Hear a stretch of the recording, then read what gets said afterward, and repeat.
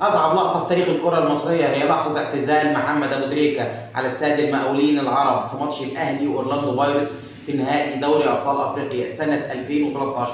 أنا حضرت اللقطات دي لايف في استاد المقاولين العرب. بعدها بأسبوع كان آخر ماتش لمحمد أبو تريكة مع منتخب مصر في لقاء العودة ما بين مصر وغانا، اتلعب على استاد الدفاع الجوي، وبرضه كنت حاضر كل ده لايف. يعني بالرغم إن أنا بشجع بيراميدز إلا إن أنا أقول لك أحسن حاجة حصلت في تاريخ الاهلي عموما منذ نشأته لحد دلوقتي هي محمد ابو تريكه. محمد ابو تريكه هو افضل شيء حصل في تاريخ النادي الاهلي.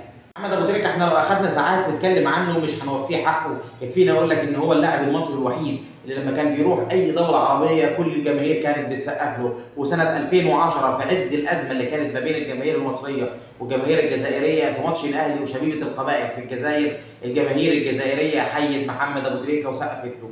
محمد ابو تريكه يا اخوانا قيمه كبيره جدا، وهو افضل لاعب في تاريخ الكره المصريه من وجهه نظري. يتفوق على محمد صلاح، يتفوق على محمود الخطيب، يتفوق على حسام حسن، يتفوق على عبد الله سعيد، يتفوق على كل اللعيبه. محمد ابو تريكه كان اللاعب المصري الوحيد الاكثر تكاملا، المهاره، السرعه، التسديد، بيلعب فاولات، بيلعب بدماغه حلو. في هدف مشهور جدا ليه جابه لوب بدماغه كده كان في المصريه للاتصالات. محمد ابو تريكه كان لاعب بيظهر في الماتشات الحاسمه، محدش يقدر ينسى هدفه في افريقيا سنه 2008 قصاد الكاميرون، الهدف المشهور جدا وسونجو زيدان وسونجو زيدان، محدش يقدر ينسى الكلام ده. ابو تريكه كان دايما بيظهر في اللقطات الصعبه، خصوصا نهائي افريقيا 2006 قصاد الصفاقسي التونسي بالهدف الشهير اللي جابه في الدقيقه 93. محمد ابو تريكه كان حاضر في اكتر من لقطه مع النادي الاهلي واكتر من لقطه مع منتخب مصر.